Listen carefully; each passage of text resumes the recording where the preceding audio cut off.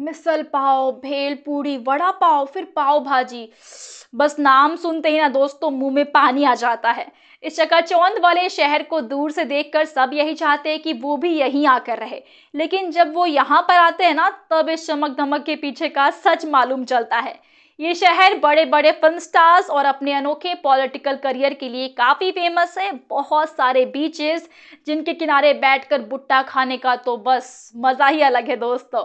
और अगर यहाँ के मौसम के बारे में बात करें तो वो समझ से बाहर है। कब बारिश होगी और कब कड़कड़ाती धूप रहेगी कोई नहीं कह सकता। इस शहर में पैदा हुआ एक जाबाज सिपाही ईयर 1954 में, जिसका नाम रखा गया हेमंत करकरे। बेटे को देखकर सब इतने खुश थे ना कि उन्होंने तभी सोच लिया था कि इसे कुछ बनाए या फिर ना बनाए, एक अच्छा इंसान तो जरूर बनाएंगे। और जैसे जैसे हेमंत बड़ा हुआ, उसको ये सिखाया गया कि पढ़ाई इसीलिए जरूरी है क्योंकि उससे इंसान को पता चलता है कि किस सिचुएशन में क्या करना है, कैसे डील करना है। साथ ही साथ हम एक अच्छे इंसान तभी बनते हैं जब हम पढ़े लिखे होते हैं।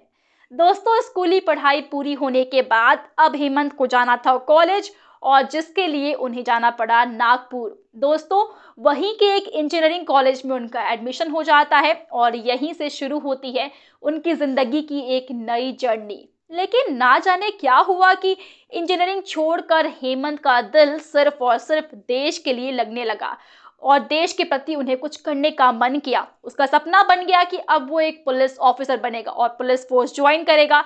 फिर क्या था, हेमंत ने कर ली पूरी तैयारी। उसने पुलिस एग्जाम पास किया और फिर अलग अलग जगह पर जब उसकी पोस्टिंग हुई तो उसने वहां पर झंडे गाड़ दिए। जी हाँ, गुंडे चोर से लेकर आतंकवादी तक सब हेमंत के नाम से थर थर कांपते थे।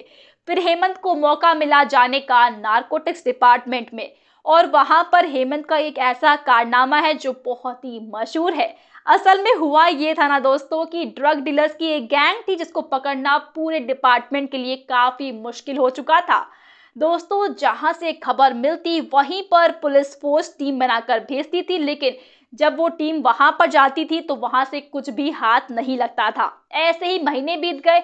अब हेमंत करकरे इस बात को हजम नहीं कर पा रहा था कि वो नाकामयाब हो रहे हैं, क्योंकि उस गिरोह की बहुत सारी कंप्लेंट्स दिन रात आती जा रही थी और हर 4 दिन के बाद टिप मिलती कि वो वहां मिल सकते हैं। और जब वहां पर टीम्स पहुंचती तो वहां पर कुछ भी नहीं मिलता। एक टाइम तो ऐसा आ गया था कि डिपार्टमेंट के कई ऑफिसर्स ने उम्मीद तक छोड़ दी थी कि अब वो गैंग पकड़ा जाएगा। लेकिन हेमंत ने अपनी एक अलग दुनिया में एक बहुत बड़ा प्लान बना कर रखा था। दोस्तों, उस प्लान के अकॉर्डिंग एक दिन हेमंत ने सबको अपने पास बुलाया और उनसे बोला कि आज हम सारे टोल्स पर पहरा देंगे, लेकिन सिविल ड्रेस में। जब हमें लगेगा कि कोई बहुत डरा हुआ है या फिर कुछ ज्यादा ही बेफिक्र है तो हम उसका पीछा करेंगे, और फिर वहां से सेफ निकलने के बाद वो थोड़े दूर जाकर माल को जरूर चेक करेगा और तब हम उन्हें रंगे हाथ पकड़ लेंगे। हेमंत ने हर गाड़ी में 4 लोगों के हिसाब से बहुत सारी टीम्स को तैयार कर लिया और फिर लग गए अपने मिशन पर। हफ्ता भर बीत गया लेकिन कोई भी सफलता हाथ नहीं लगी। टीम के सब लोग हार मान चुके थे, लेकिन हेमंत ने हार नहीं मानी थी। अगले ही दिन प्लान के मुताबिक चीजें हुई। 4 ऐसे ट्रक्स थे जिन पर शक था, लेकिन उनमें से 2 ऐसे निकले जिन्होंने हू बहू वही काम किया जो हेमंत ने कहा था। जी हाँ, और अब वो पकड़े गए और हेमंत की वाहवाही वहां पर भी होने लगी। फिर हेमंत को 2006 में एक बॉम्ब धमाके की जांच करने के लिए भेज दिया गया। वो एक ऐसा एक्सप्लोजन था जिसने मालेगांव के लोगों को हिला कर रख दिया था, और ऐसा भी कहा जाता है कि वहां कुछ लोगों के परिवार वालों के तो कंकाल तक नहीं मिले थे। मालेगांव में हेमंत ने पूरी मेहनत से जांच की और सरकार ने हेमंत को वहां पर इसीलिए अपॉइंट किया था क्योंकि उन्हें पता था कि वो पूरी मेहनत, लगन और ईमानदारी से इस काम को करेगा। और अगर इनकी जगह किसी और को वहां पर अपॉइंट किया जाता तो एक बार तो हो सकता था कि उन्हें चिंता लगी रहती, लेकिन फिर कुछ ऐसा हुआ जिसके बारे में किसी ने सोचा भी नहीं था। इस मामले में आरोपियों ने सारे इल्जाम को हेमंत पर लगा दिया कि वो और उनकी टीम उन सबको मार रही है, और साथ ही साथ उनके घर में आरडीएक्सपी हेमंत की टीम ने रखवाया था जिससे कि उन्हें फंसाया जा सके। लेकिन इस बात का कोई सर पैर नहीं था, इसलिए इस बात को इग्नोर कर दिया गया। इस बात पर ज्यादा गौर नहीं किया गया उसके बाद आया चेंजिंग पॉइंट, जहां से पूरी की पूरी जिंदगी बदल गई हेमंत की। वो था 26/11/2008। इस दिन एक ऐसा हमला हुआ था जिसमें हेमंत को खबर मिली थी कि एक बैंक के पास कुछ आतंकवादी लोग लाल गाड़ी में आए हैं और कुछ बहुत बड़ा प्लान कर रहे हैं। पहले तो हेमंत ने अपनी टीम को इकट्ठा करके उन्हें ये सब कुछ बताया। जाहिर सी बात है कि लोग डर गए थे, लेकिन देश की सुरक्षा से ज्यादा कुछ भी नहीं था। उन्होंने अपने डर पर जीत हासिल कर ली। हेमंत और उसकी टीम वहां पर पहुंच गई। आतंकवादी पहले से ही पोजीशन ले चुके थे, जैसे कि उन्हें पहले से ही किसी ने बता दिया हो कि पुलिस की टीम वहां पर आ जाएगी। और वहां पहुंचते ही हेमंत और उसकी टीम पर खूब फायरिंग हुई।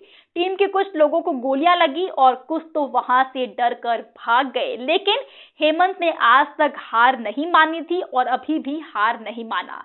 हेमंत ने अपनी टीम को इकट्ठा किया और उन्हें पोजीशन दे दी। साथ ही साथ उनके एंगल्स उन्हें देखकर हेमंत ने अपने प्लान को पक्का कर लिया था। बहुत देर फायरिंग चली और हेमंत ने एक आतंकवादी को गोली से मारकर ढेर कर दिया। वो और कोई नहीं बल्कि कसाब था। कसाब के ढेर होते ही आतंकवादी थोड़े सहम जाते हैं, लेकिन उनके दिमाग में बस कैसे भी करके इस हमले को अंजाम देना था। उसके लिए चाहे उन्हें कुछ भी करना पड़े, उन्हें कोई परेशानी नहीं थी। जब हेमंत थोड़ा सा बाहर निकला तो कुछ आतंकवादियों ने उसे 3 गोली मारी। क्योंकि ये कोई फिल्म नहीं थी, इसलिए 3 गोली में हेमंत की मौत हो गई और उसे बचाना नामुमकिन हो गया था। उसे हॉस्पिटल लेकर जाया गया, लेकिन तब तक हेमंत शहीद हो चुके थे। अब उनका पूरा परिवार उन पर बहुत नाज करता है। दबंग 4 की कहानी भी कुछ ऐसे ही हो सकती है। आप इस फिल्म के लिए कितने एक्साइटेड हैं, हमें कमेंट्स में बताएं। एंड वीडियो अच्छी लगी हो तो वीडियो को लाइक करें, शेयर करें अपने दोस्तों के साथ, और हाँ, चैनल को सब्सक्राइब करना बिल्कुल भी मत भूलिएगा।